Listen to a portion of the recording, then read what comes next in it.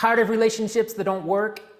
Feeling anxious all the time? Seeking yet never finding? You suffer from the mother wound.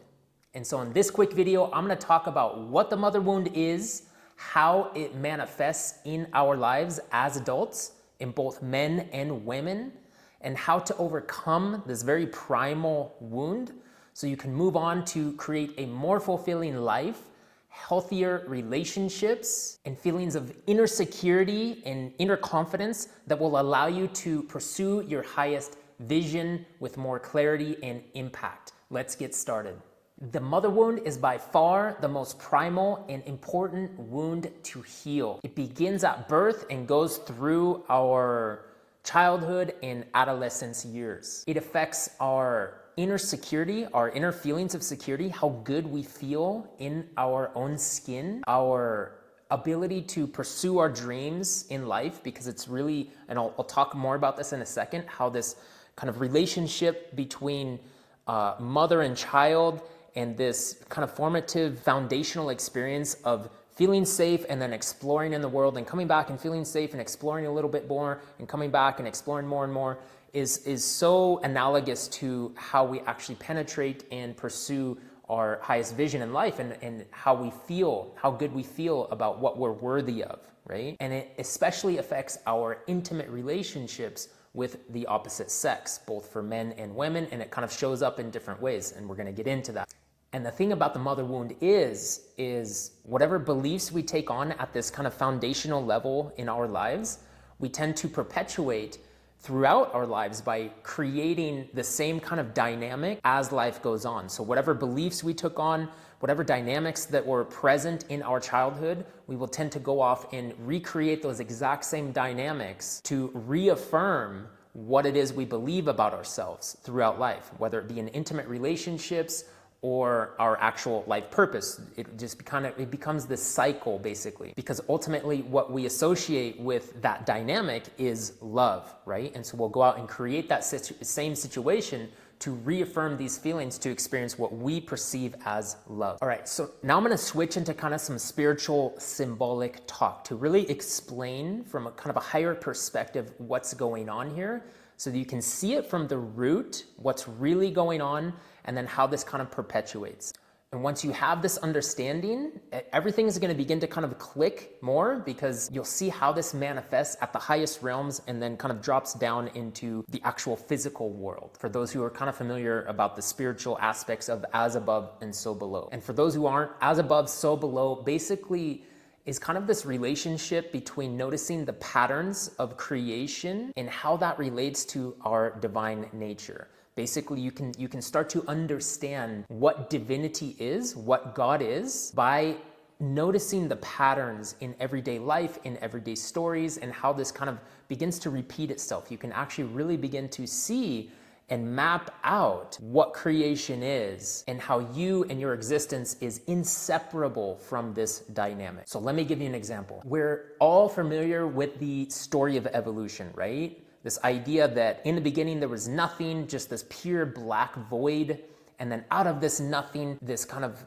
gases formed, and in like this split millisecond, everything just exploded from this single point out into the entire universe, and it continues to expand to this day. This idea that from the void came this spark of creation, and boom, out the universe was created. Well, we can see that same pattern show up, for example, in the biblical narrative. This exact same story shows up. In the beginning, there was kind of this void, nothing, and then God spoke. It was the word of God, vibration, and then out of the nothing, the entire cosmos was born. Creation. But they talk about it over, a several day period, which is just basically kind of this explanation of how reality is created through this kind of process. Notice that it's the exact same story. We're starting to see a pattern here between what science has discovered and how this relates to even biblical narrative, or some might call it mythological stories, because we can actually see this exact same story repeating in many mythological stories, not just the Bible, of from the void and nothingness came life. We can actually see this pattern in the life of Christ himself, right?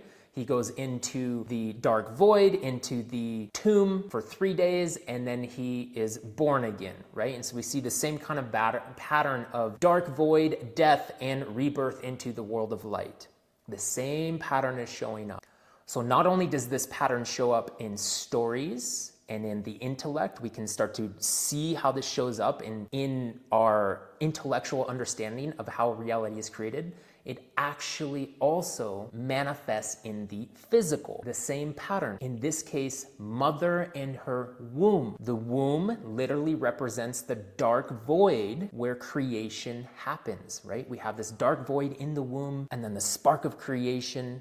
Once there's that insemination, the little spark, and then from that center point, life begins to expand and create again. We see the same pattern. In dark void, the spark of creation happens, and then it expands out into life. Basically, you could almost call it a human life, like its own cosmos, its own universe. Trillions of cells all doing their own thing. It's this whole repeated pattern of creation and multiplicity from one egg to a duality. The egg splits into 2 and 4 and 8 and so on into the world of multiplicity. The same pattern showing up in the physical. Now you're going to see where this really starts to make sense with the mother-child bond. Ultimately, it's child's relationship with the source of creation. It's the very source of creation, or you could call it God. So now let's see how this kind of relationship plays out, right? So once the baby is conceived and 9 months goes by, the baby comes out. What you see here is this kind of like, also this pattern is created from baby and mama being one, right? And then when baby is born, they split into 2, into the world of duality, which has been called throughout history and spiritual kind of context as the illusion. World of duality is the Maya, the illusion, the separateness from oneness into 2, which ultimately becomes this kind of wounded state, which is why baby is crying. Everything is symbolic to what is happening here. And as you'll notice, as this mommy and baby relationship continues, initially there's like this very close bond, right? The baby is just like constantly seeking mommy for feelings of safety, right? It's kind of almost trying to come back to that oneness that it felt for so long. And then little by little, as the baby turns into kind of like a toddler, and then a little boy or girl, and then into adolescence and teenage years and adulthood and all this kind of stuff, what we see is this pattern of clinging and oneness, and then the baby will kind of venture out maybe 2 or 3 steps and then come back and then feel that, feeling of being okay, and then it'll venture out a little bit more, and then it'll come back and feel okay, and then venture out a little bit more. And so this kind of like pattern of the hero's journey begins. It first kind of feels this sense of safety by coming back to mama, which could be kind of seen as the universe, the source of creation. And once it has that safety, it'll go out a little bit more and explore the world, and then it kind of has this separation anxiety, and then it'll come back. You can see this like on playgrounds. Just go to a playground and you can watch like, little kids playing, and they'll go off, they'll play, and then they'll come back to mommy, and they'll kind of hang out there and hold on to her leg or whatever, and then as soon as they feel good and feel secure, they'll go off and play a little bit more, maybe just a little bit more this time, and then come back, and this kind of pattern, feeling safe, and then exploration, right? And so you can see where if this pattern is interrupted, this can have very devastating consequences. And there is kind of a spectrum, right? We all have this kind of experience in one way or another, to different extremes, right? Absolutely nobody is getting out of childhood, even your parents, without some kind of, wounding, right? Because really what's happening at this primal stage of consciousness as children, we're not able to mentally process the actions of others from a higher level. And so we take everything very personal at this level of consciousness. We literally don't have the capacity to see that maybe that person is wounded, even our parents are wounded, and they're projecting their wounding onto us. And we don't have the capacity to process and go, okay, well, I know it's not actually about me, it's really about them and their past and their story and the things that happened to them. We don't have that ability. And so as children, we make everything about us. And then we take on these kind of like false identities, right? That literally become our identities as we go through life. These false beliefs about ourselves, right? Or these feelings of anxiety, they tend to perpetuate through life. And so you can kind of see how this relationship, the health of this relationship as children, can really expand to affect your ability to explore the world, feel better in your body, and then, of course, this kind of relationship with the feminine, ultimately. The feminine, we tend to recreate this pattern and this belief around this relationship with the feminine. And so let's talk about how this shows up in both men and women, because it is different, right? The way that we relate, whether it's masculine to the feminine or the feminine to the feminine, it shows up in different ways. And so for men who have this kind of primal wound, maybe they had a mother that was really kind of angry most of the time and kind of rejected them. Well, this is the belief system that they're going to create and take on into their intimate relationships later on in life with women. They're going to recreate this cycle of kind of attracting that same dynamic. Women who are kind of angry and who reject them or don't fully choose them. This can be one of the patterns that they recreate over and over and over in their life. Or they can have this kind of playboy type of persona where they're always going out looking for that relationship with their mom that they didn't have in other women. And so you get these men that are just always kind of dating and dating and dating and never fully committing to any specific woman, right? And this really does stem from this kind of mother wound. Or when they finally do kind of choose someone, it's usually this, emotionally distant, kind of cold person who doesn't fully choose them, because this is what they relate to love. And then will tend to stay in these relationships and tolerate the disrespect coming from the woman, because it's like they need this cycle. This is what it means to be loved. They're recreating this pattern so that they can experience this foundational feeling of love that they learned as children. This can also cause men to become detached and angry themselves, or just feel, have this kind of constant feeling of anxiety, like something bad is always about to happen. It can show up in constant nightmares and just this doom and gloom kind of feeling about life. So if this is something that you're also experiencing, it's very likely that this was kind of something that you took on with the mother wound as a kid. If you have this kind of doom and gloom and you're always thinking the world is going to end and all this kind of stuff, this really does come from that initial experience of anxiety, that separation anxiety that wasn't cultivated in a healthy way. And again, this has nothing to do with blame. We are all victims of this to a certain extent. There is a spectrum of feeling good in your body and absolute terror, right? And so we all kind of fall somewhere on this spectrum. And I don't think anyone is fully one or the other. We all kind of fall somewhere in there, right? Because there's also other relationships that come along that kind of, help balance that out through our life. And again, another one of the ways that this can manifest, especially for men, is their ability to really feel good pursuing their dreams, because of that relationship of feeling safe and exploration and feeling safe and exploring a little bit more. If it's somehow interrupted, it can really stifle their ability to go out and pursue the world and overcome obstacles and face ridicule and just keep going, right? And so it's really critical for that. This shows up in women in a different way. The way this can show up for women is women that basically don't trust other women, right? And so you can see this a lot in women who become overly jealous in their relationships of other women, always thinking that the other woman is maybe gonna steal away their man, or just kind of this feeling of untrust towards other women, to the point that it's super unhealthy, that other women are ultimately kind of out to hurt them. It can cause all kinds of eating disorders, whether it goes from anorexic to obesity, because ultimately what's happening here is it's kind of it all has to do with this relationship with the void, right? And so sometimes however that relationship kind of manifested, maybe the obesity is from trying to fill that void with the exterior world, things that feel good, right? Or in the case of anorexia, it's kind of this opposite, this deprivation. And so it can manifest in all kinds of strange ways. You can also see this show up in women who witnessed their mothers talking bad about other men. These women will grow up to also kind of perpetuate that same cycle of projecting, bad things onto men and talking bad about the father and these kinds of things. And this can actually be both, very detrimental for young boys, because young boys will tend to take on, well, if my daddy is this way, I must be this way.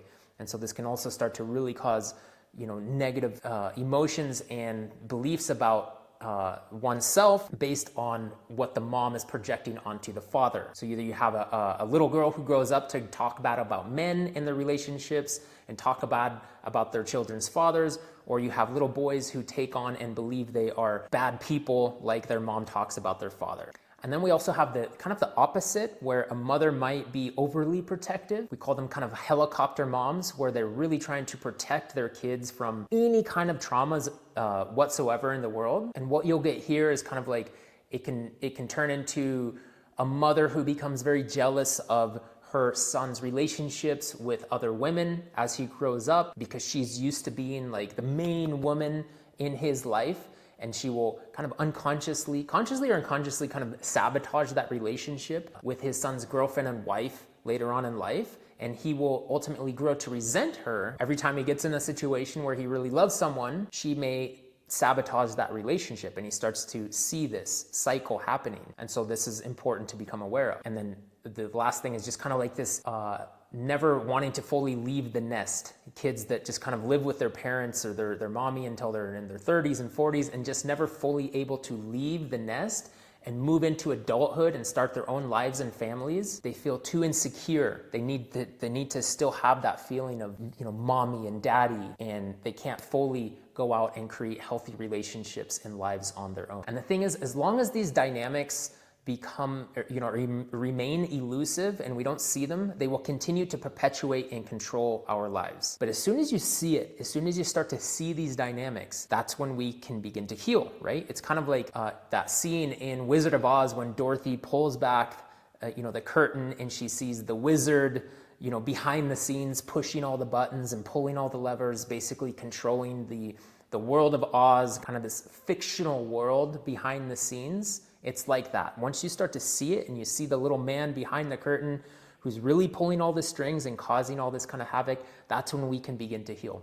And so let's talk about ways to how do we heal this mother wound? Well, the first step really is to take full responsibility. Understand that it is ultimately your responsibility to heal this wound. You cannot blame anyone. This is the biggest step that we all must take, because again, we all have this wounding, including your parents. And you really do have to understand they were doing the best they could at their level of awareness, as we all are. Now, it can help if your parents are involved and, they actually start to take some responsibility as your adult, and you can kind of talk about these things, and they're like conscious enough to start to see, and they come back and they're, I'm really, really sorry. I saw how I acted and things like that. It can be really, really helpful on this healing journey, no question about it.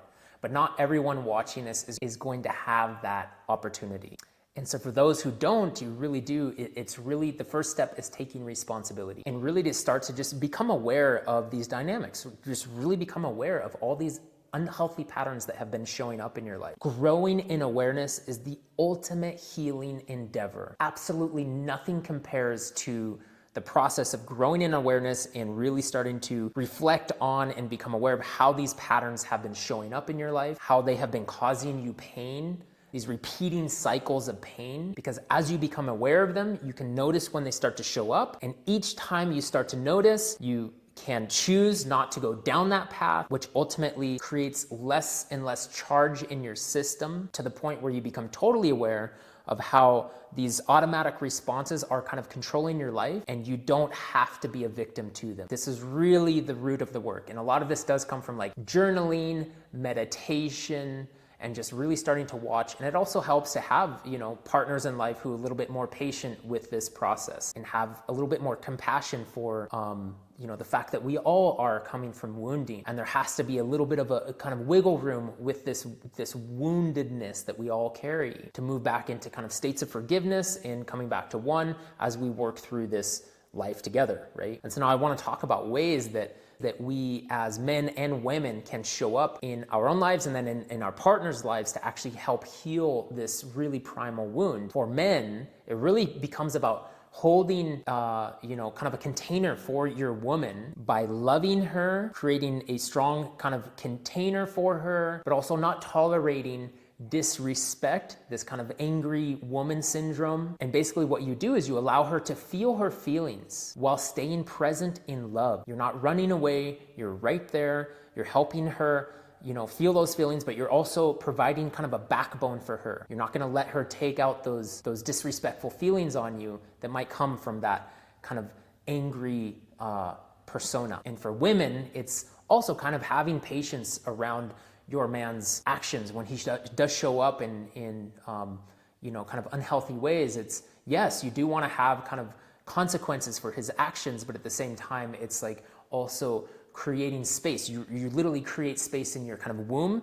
And so it's those feelings in your body as they're coming up that make you maybe feel unsafe because of the way he's acting, and it makes you want to run away. You also process those feelings in your own body on his behalf. You heal through your womb on his behalf. So it's kind of this paradoxical dynamic of holding space for each other. The man holds physical space for her healing by being a backbone, by being strong in his body and in his mind and in his emotions, not tolerating disrespect, but also, not running away in fear, still holding that love. And then she does the same by, there might be this period of kind of like, shutting down, but she also processes the wounding through her body and her womb. And there's this kind of consistent presence that takes place. And we really can start to help each other heal from this very primal wound to the point where we get to a place of ultimately non-reactivity. That's really what we're looking for in the end, is this place of deep feeling of peace and non-reactivity in the relationship, this kind of ongoing respect for each other. That's really, what this comes down to if we're talking about how this kind of plays out in the intimate relationship. And then as far as like moving on to your purpose in life and doing things, exploring more and more into the world and feeling safe on your path, feeling more capable and confident every day, it's like you have to cultivate this relationship with yourself. And you do this a lot through like meditation, just really becoming aware of your body, becoming aware of the anxious feelings, just becoming aware that nothing is actually bad in this moment. This moment is just this moment. And here we are, it's peaceful, right? We're just sitting here on a sofa. There's a nice painting and, there's sunshine outside, and ultimately we're okay, right? And so we start to cultivate this awareness with ourselves so that we actually start to feel good in our own bodies. It really becomes this easy, right? You can make it as easy or as hard as you want, but really the steps to doing this aren't difficult. Doing the practice may require some effort, but doing this work of just kind of meditating, taking control of your thoughts when they're kind of going off on these tangents and thinking about, going into loops and thinking about all the bad things that can happen, you come back to center, you realize that it's all just a story in your head, right? And everything is okay. This moment is okay. It's peaceful. You're okay. And then from that place, it's kind of like coming back home, and now you can venture out, right? And if there's those anxious feelings come up, you watch them, you see them for what they are, illusory, not real. You come back to the center, and then you venture out. And little by little, this relationship with yourself and the exterior world becomes easier to navigate, and you start to feel better and better inside of your own body, less and less reactive, and you care less and less what people think about. So I hope you got some value out of this video. In the next video, this next week, I'm gonna make a video, a guided meditation on how to heal the inner child that you guys can start to use at nighttime before bed. It's gonna be like maybe a 1 hour kind of meditation that really goes in and starts to help you heal this inner child wound. And I think it's gonna be really, really powerful. So stay tuned for that. If you got some value out of this video, go ahead and hit that like and subscribe button, and I will see you on the next one. Peace.